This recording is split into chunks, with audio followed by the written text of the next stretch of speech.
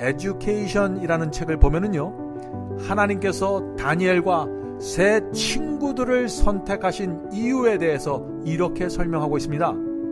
이 세상에서 가장 큰 결핍은 사람의 결핍이다. 돈으로 그 양심을 사고 팔지 않는 사람, 마음속 깊은 곳이 참되고 정직한 사람, 죄를 죄라고 부르기를 두려워하지 않는 사람, 나침판의 바늘이 항상 북쪽을 가리키듯이 그 양심이 진실된 사람, 하늘이 무너질지라도 의로운 일을 위하여 일어설 줄 아는 사람, 지금 하늘은 이런 사람을 찾고 있다. 다니엘과 세 친구들이 바로 이런 사람들이었습니다.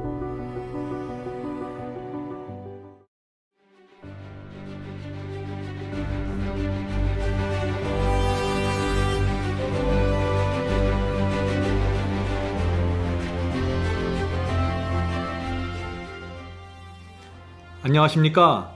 마지막 사명 바이블 칼리지의 강사 앤드류 강입니다.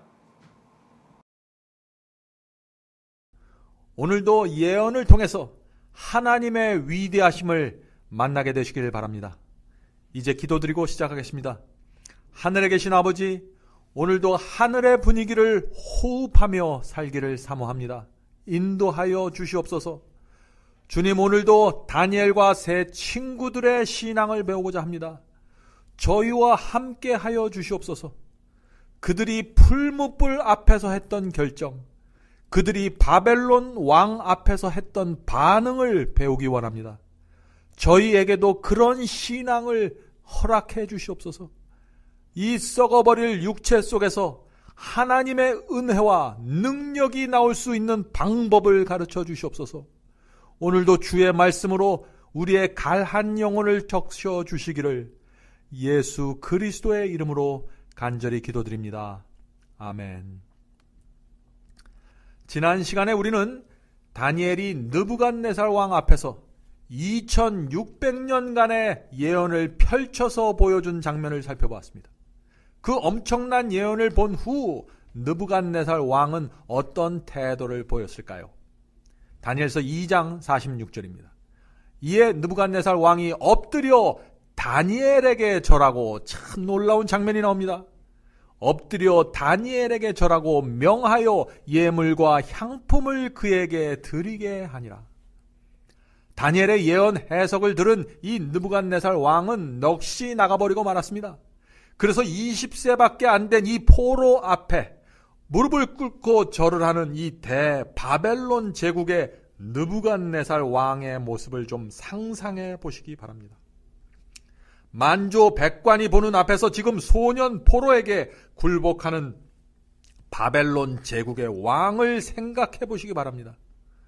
느부갓네살 왕이 절을 다니엘에게 하는 것처럼 보이지만 실제로는 다니엘이 섬기는 하나님을 경배하는 것입니다. 하나님께서 승리하신 것입니다.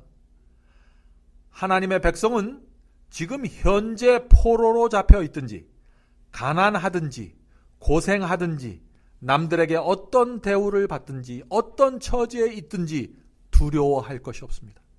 하나님의 말씀을 앞장 세우고 믿음으로 전진하면 바벨론의 왕이 우리 앞에 무릎을 꿇게 될 것이기 때문에 그렇습니다. 그래서 하나님을 믿는 사람의 영혼에는 늘 감사와 평강이 있게 되는 것이죠.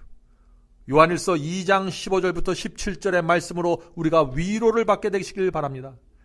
이 세상이나 세상에 있는 것들을 사랑치 말라. 누구든지 세상을 사랑하면 하나님의 사랑이 그 속에 있지 아니하니. 17절입니다. 이 세상도 그 정욕도 지나가되 모든 것이 지나가는 것입니다. 오직 하나님의 뜻을 행하는 이는 영원히 거하느니라. 아멘. 전능하신 하나님을 믿는 사람은 그분의 뜻을 행하면서 살게 될 것입니다. 그런 사람은 영원한 생명을 얻게 될 것입니다. 느부갓네살 왕의 꿈에 대한 예언을 마치면서 성경이 말하는 그 꿈에 대해서 좀 정리해보는 시간을 갖도록 하겠습니다. 성경에는 꿈을 통해서 하나님께서 사람에게 말씀하시는 경우가 가끔 나옵니다. 자, 왜 그럴까요? 이 성경 시대에는 오늘날과 같은 이렇게 완전한 성경이 없었기 때문입니다. 그때는 오늘날의 성경이 보여주는 것과 같은 전체적인 계시가 없었습니다. 그래서 중요한 상황마다 하나님께서 사람에게 꿈을 주심으로 소통하셨던 것입니다.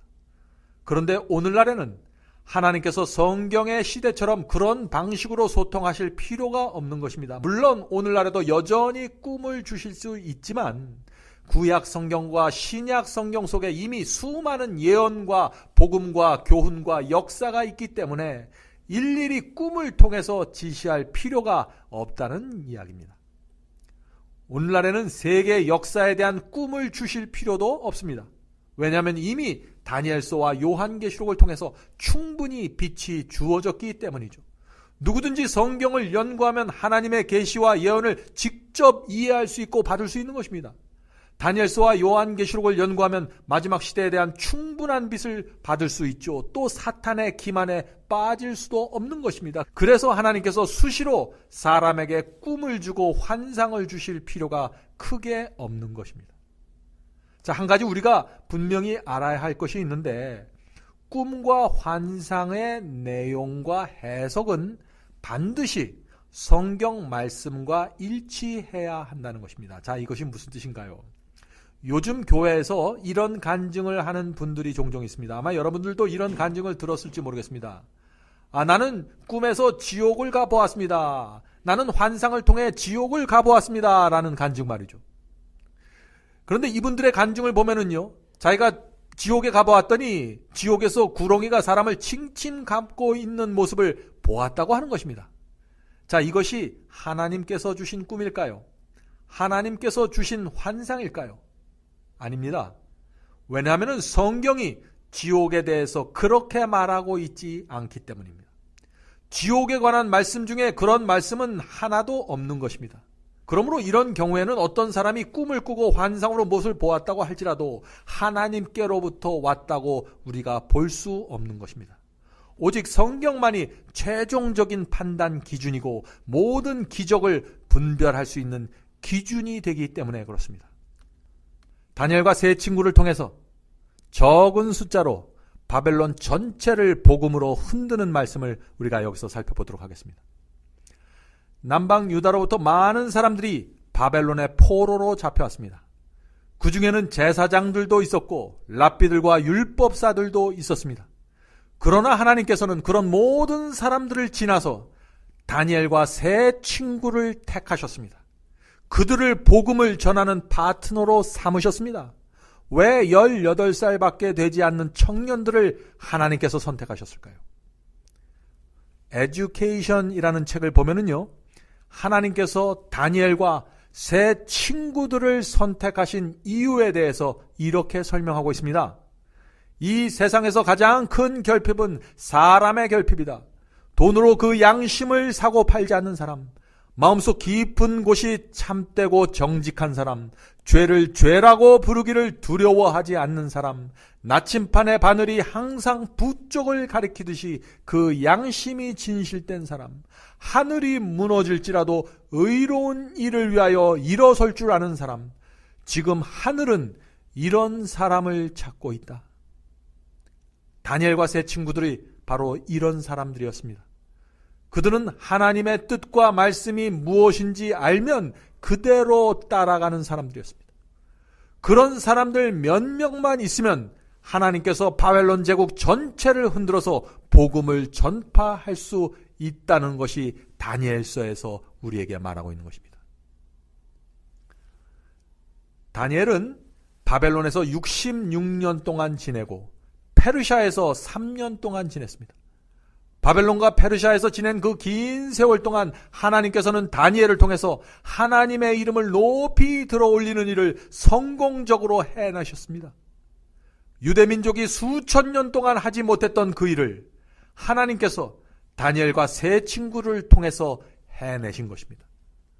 다니엘 2장에서 느부갓네살 왕은 20세밖에 안 된 다니엘에게 절까지 하면서 하나님을 향한 놀라운 고백을 했습니다. 그때 그것은 느부갓네살 왕의 진심이었습니다. 그러나 여러 해가 지나가면서 바벨론의 왕권이 강화되고 나라가 부강해지면서 느부갓네살은 다시 하나님께 대한 경외심을 잃어버리게 됩니다. 주변 사람들의 악한 영향 때문에 이기적이고 교만한 죄인의 모습으로 다시 돌아가게 되는 것이죠. 그래서 다니엘 3장은 느부갓네살 왕이 다시 악한 형편으로 돌아갔을 때의 이야기입니다. 다니엘서 3장에서 다시 하나님과 사탄 사이에 큰 전쟁이 벌어집니다. 다니엘서 3장 1절입니다. 느부갓네살 왕이 금으로 신상을 만들었으니 고는 높이를 얘기하는 것입니다. 높이는 60규빗이요 광은 넓이를 얘기하는 것이에요.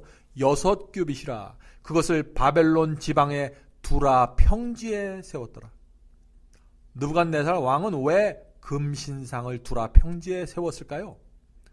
느부갓네살 왕은 바벨론이 멸망할 것이고 다른 제국이 올라오게 될 것이라는 그 하나님의 예언이 너무나 싫었던 것입니다.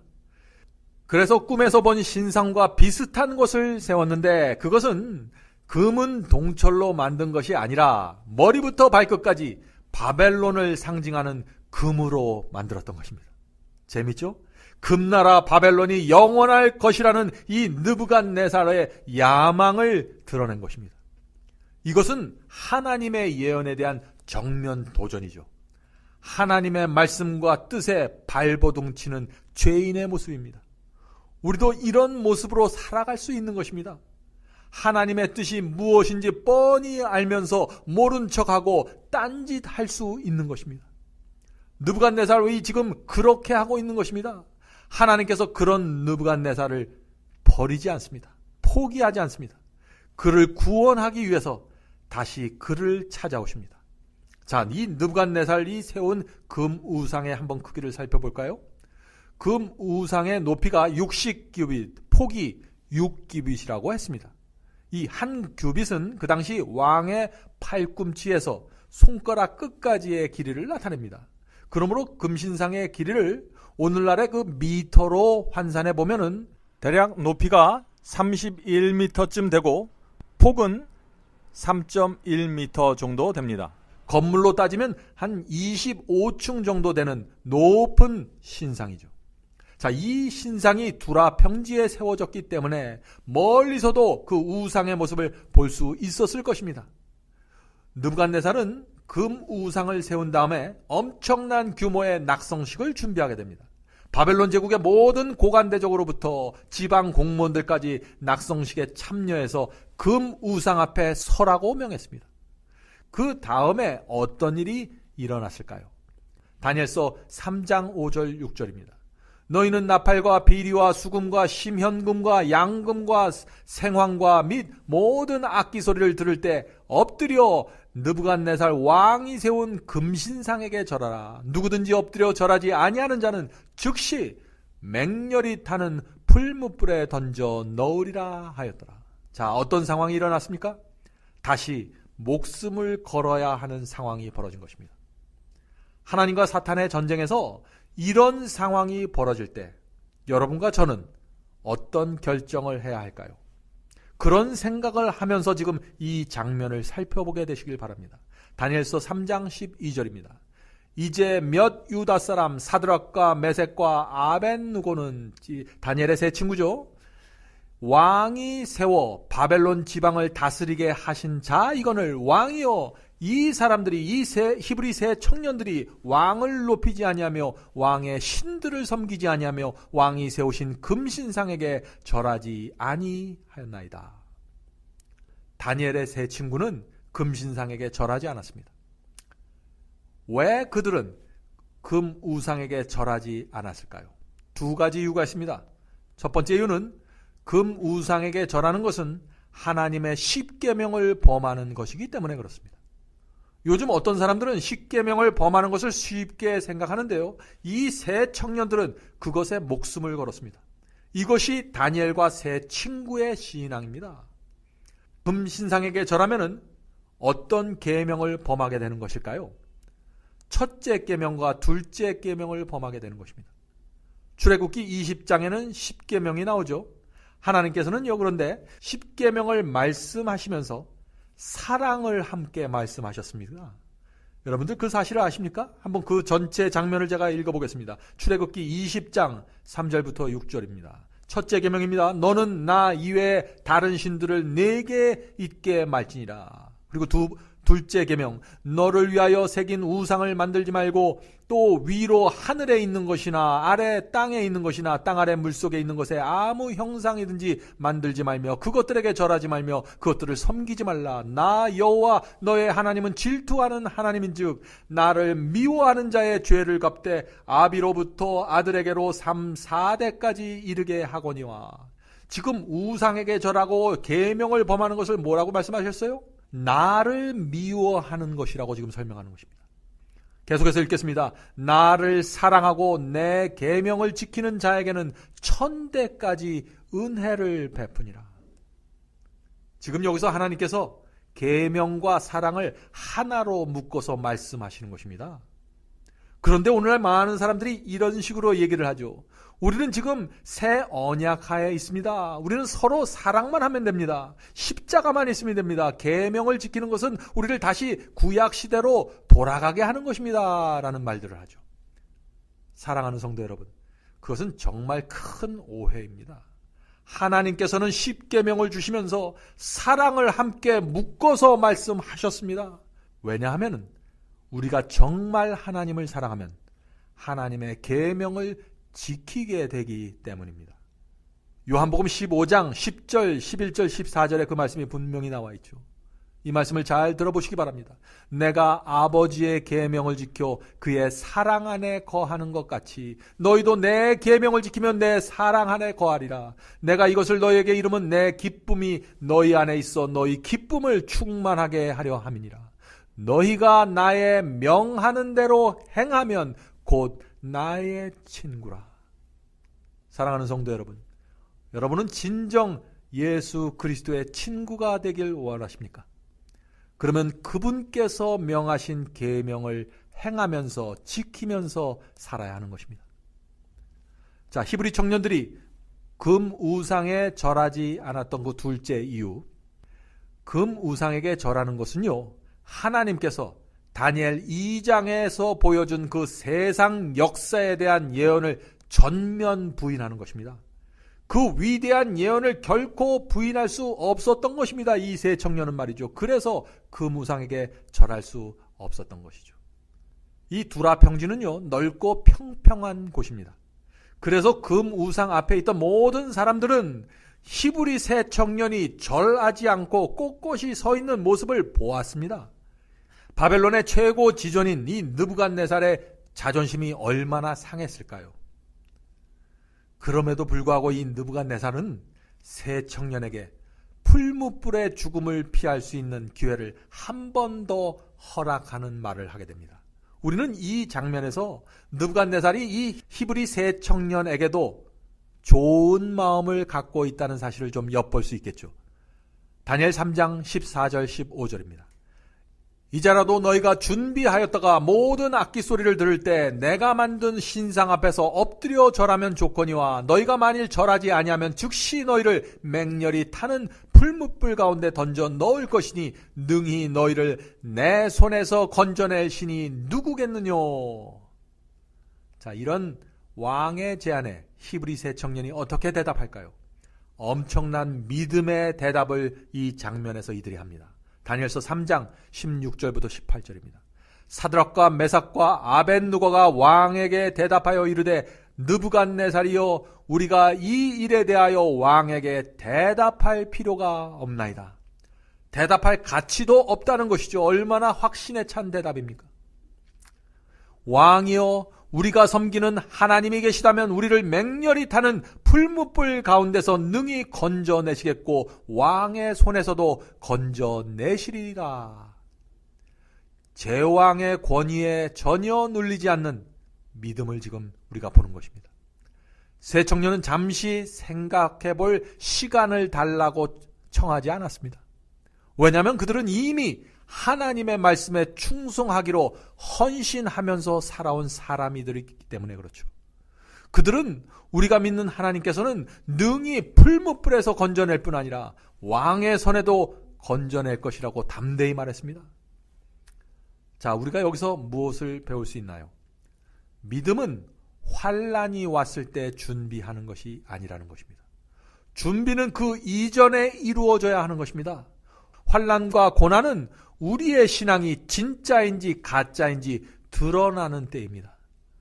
마지막 짐승의표 환난이 오면 모든 사람의 믿음의 실체가 정확하게 드러나게 될 것입니다. 오늘날 기독교에서 일반적으로 가르쳐지고 있는 그런 믿음으로 마지막 환난을 통과할 수 있을까요?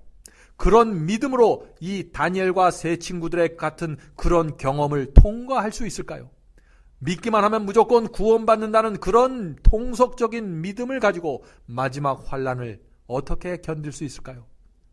사랑하는 성도 여러분, 이번 기회에 기도하는 마음으로 여러분의 믿음을 재점검해 보시길 제가 부탁드립니다. 자, 그런데 새 청년들은 여기서 멈추지 않습니다. 한 걸음 더 나갑니다.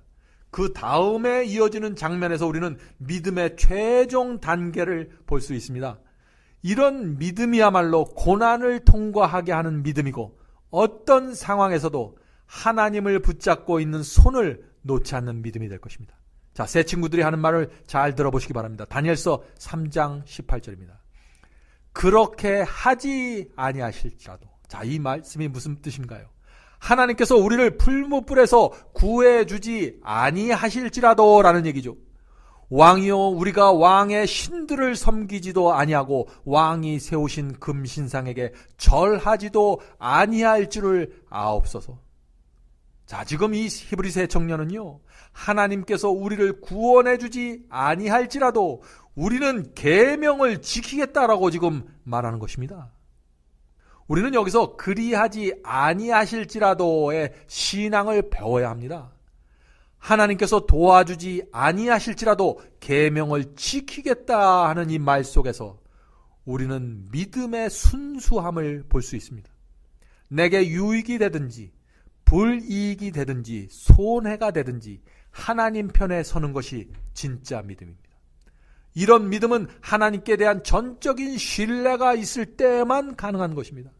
그래서 요한계시록은 마지막 시대의 그 성도들의 특징을 말하면서 이렇게 말하는 것입니다. 요한계시록 12장 17절이죠. 용이 여자에게 분노하여 돌아가서 그 여자의 남은 자손 곧 하나님의 계명을 지키며 예수 증거를 가진 자들로 더불어 싸우려고 바다 모래 위에 섰더라. 오늘날 많은 사람들이 이 장면을 보면서 이런 질문을 합니다. 요한계시록 12장에 나오는 그 계명을 지키는 자들, 마지막 시대에 사탄과 싸우는 그런 성도들 도대체 어떤 사람들입니까? 라는 질문이죠. 오늘 이 시간에 제가 분명한 답변을 드리겠습니다. 다니엘과 세 친구와 같은 그리스도인들을 뜻합니다. 마지막 시대의 의인들은 풀무불 앞에서도 사자굴 앞에서도 계명을 지키는 성도들입니다. 그 말은 자신의 마음과 생애 전체를 주 앞에 바쳤다는 사실을 말하는 것입니다. 다니엘의 세 친구들은 하나님께서 위기의 상황에서 그들 바로 옆에 계실지라도 어떤 때는 도와주지 않을 수 있다는 사실을 알고 있던 사람들입니다. 그래서 그리하지 아니하실지라도 라고 말했던 것이죠. 하나님께서는 침례 요한이 목 잘려 죽을 때도 도와주지 않으셨습니다. 왜 도와주지 않으셨을까요? 이제 곧 초대교회가 세워지면 수많은 성도들이 로마 황제의 핍박 때문에 순교하게 될 텐데 그들이 침례 요한이 외롭게 쓸쓸하게 죽어간 그 모습을 생각하면서 마음의 위로를 받고 용기를 내야 했기 때문에 하나님께서 침묵하셨던 것입니다. 도와주지 않는 데에는 하나님의 목적과 섭리가 있는 것입니다. 우리는 하나님의 침묵이 어떤 의미인지 이해해야 합니다. 고난을 허락하시는 하나님의 고통과 아픔을 우리가 이해해야 하는 것입니다. 그러므로 고난 속에서 하나님의 침묵을 겸손히 받아들이는 것, 그것이 성도의 인내이고 믿음입니다. 그런 믿음이 바로 하나님의 마음을 위로하는 믿음이고 고난을 통과하는 믿음입니다. 지난번에 우리가 배웠던 것처럼 온 하늘과 천사들은 지구에서 벌어지고 있는 이 투쟁을 유심히 내려다보고 있습니다. 고린도전서 4장 9절에서 그 말씀을 읽었죠. 우리는 세계 곧 천사와 사람에게 구경거리가 되었노라. 금신상 앞에서도 온 우주 세계와 천사들은 지금 히브리 새 청년의 결정을 지켜보고 있었을 것입니다. 바벨론 사람들과 사탄과 악한 천사들 앞에서 목숨을 걸고 하나님의 계명을 높이 들어올리는 그들의 결정을 보면서 온 하늘의 천사들이 경탄을 했을 것입니다. 하나님께 영광을 돌렸을 것입니다. 하나님의 승리를 기뻐했을 것입니다. 오늘 우리가 하나님의 편에 섰을 때에도 하늘에서 승리의 함성이 울려 퍼지는 것입니다. 우리가 그 사실을 믿음의 눈으로 바라보면은 시험과 유혹을 대하는 우리의 태도에 전격적인 변화가 생기게 될 것입니다. 내 구원을 위해서 싸우는 것이 아니라 내 하늘 아버지의 명예와 승리를 지키기 위해서 싸운다는 생각. 그러한 사상은 우리 속에서 엄청난 동기부여를 끌어내고 거룩한 에너지를 만들어낼 수 있는 것입니다. 히브리 새 청년들의 믿음과 같은 그 믿음이 욥기에도 나옵니다. 온갖 재앙이 쏟아지는 상황 속에서 욥은 하나님께로부터 버림받은 느낌을 느꼈을 것입니다. 그러나 그러한 순간에도 이 욥은 자신의 느낌을 의지하지 않고 하나님의 성품과 말씀을 붙잡고 이런 간증을 합니다. 욥기 13장 15절이죠. 그가 나를 죽이실지라도, 하나님께서 나를 죽이실지라도 내가 여전히 그를 신뢰하겠나이다. 얼마나 놀라운 고백입니까? 하늘의 천사들은 욥이 이런 간증을 할 때 그들의 마음과 감격이 어떠했을까요? 얼마나 놀랍고 기이한 눈으로 그를 바라보았을까요? 욥의 이런 간증은 고통을 허락하시는 하나님의 아픔을 크게 위로했을 것입니다. 다니엘서 3장 19절부터 23절의 내용입니다. 결국 느부갓네살 왕은 새 청년이 마지막으로 주어진 그 기회를 거절하자 분노하여 풀무불을 평소보다 7배나 뜨겁게 해서 새 청년을 밧줄로 묶어서 던져 넣으라고 했습니다. 그런데 여기서 놀라운 장면이 벌어집니다. 다니엘서 3장 24절 25절이죠. 그때 느부갓네살 왕이 놀라 급히 일어나서 모사들에게 물어 이르되 우리가 결박하여 불 가운데 던진 자는 세 사람이 아니었느냐 하니 그들이 왕에게 대답하여 이르되 왕이여 옳소이다 하더라. 왕이 또 말하여 이르되 내가 보니 결박하지 아니한 네 사람이 불 가운데 다니는데 상하지도 아니하였고 그 넷째 모양은 신들의 아들과 같도다 하고, 참 놀라운 얘기가 나옵니다. 신의 아들이 누구일까요? 하나님의 아들입니다. 예수 그리스도이십니다. 느부갓네살 왕이 깜짝 놀랐다고 했는데 왜 놀랐죠? 분명 세 사람을 풀무불에 던져 넣었는데 네 사람이 지금 보이기 때문에 그런 것입니다. 세 청년이 풀무불 속에 던져지는 그 순간 예수님은 자신의 모습을 느부갓네살 왕과 바벨론 사람들 앞에 나타내 보이십니다. 고난 밖에서는 예수님이 보이지 않습니다. 그러나 순종하고 그 고난 속으로 들어가면 그 속에서 예수님을 만나게 된다는 얘기죠. 다니엘의 세 친구들은 불 속에 떨어졌습니다.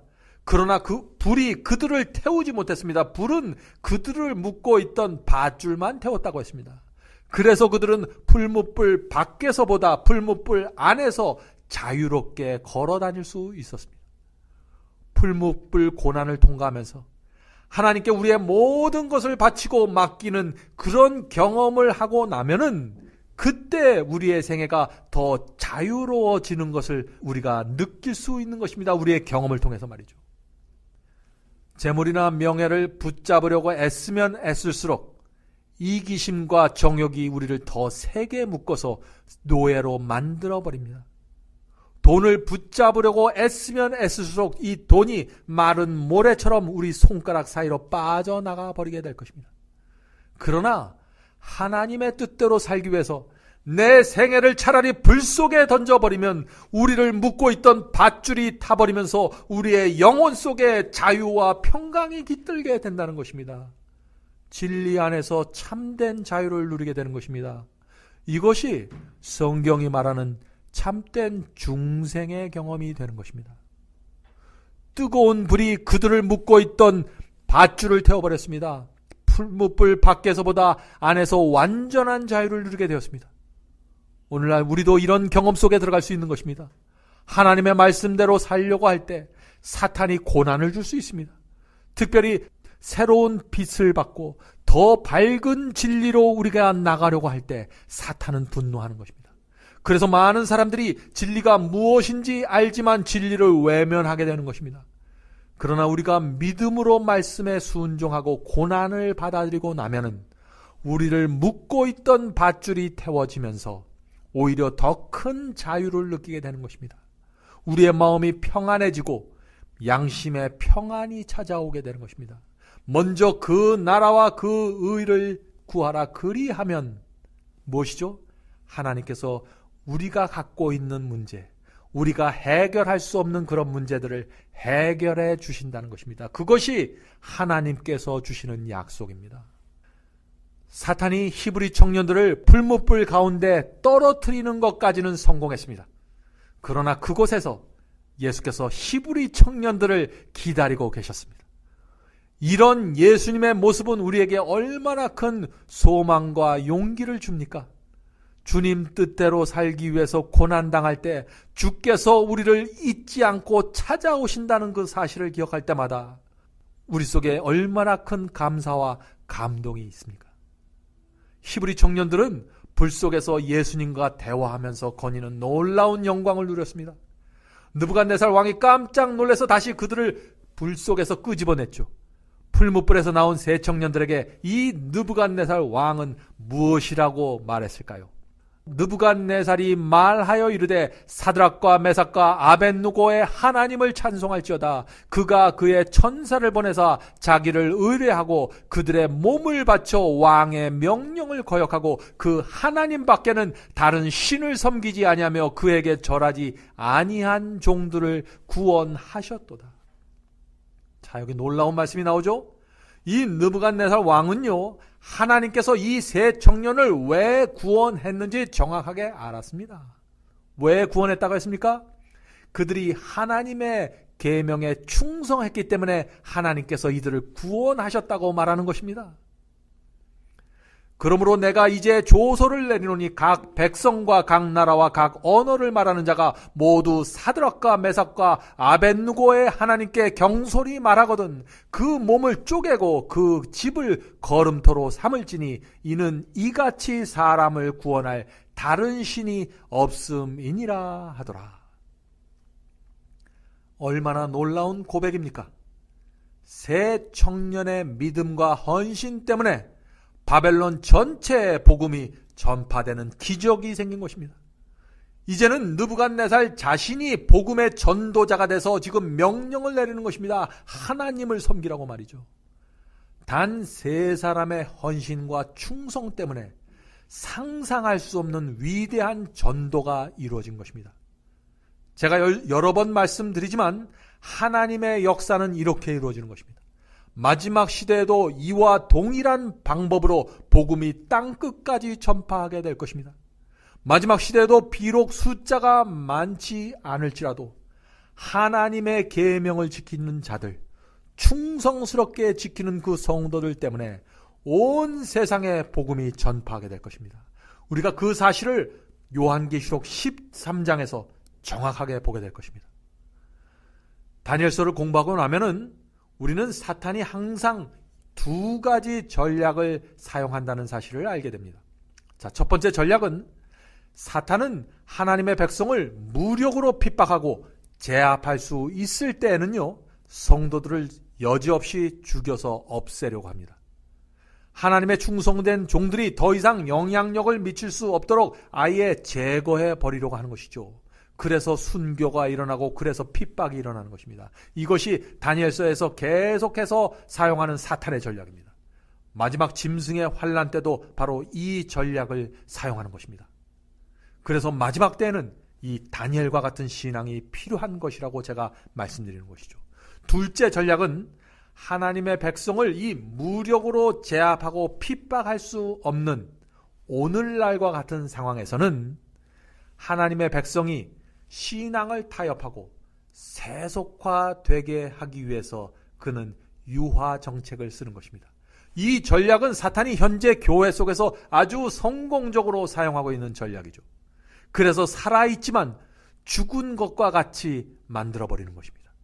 하나님을 위해 일할 수 없고 하나님을 위해 봉사할 수 없는 그런 영적 어둠과 기만에 빠뜨리는 것입니다. 우리가 사탄의 전략에 어떻게 반응하고 어떻게 응답하면서 살아야 할까요?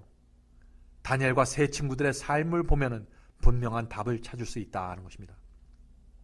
사랑하는 성도 여러분, 사람들은 이렇게 말합니다. 내가 그 자리에 있으면 여호수아와 갈렙 편에 섰을 것이라고. 내가 그때에 있었으면 사드락과 메삭과 아벳노고와 함께 불뭇불 속에 뛰어들었을 것이라고.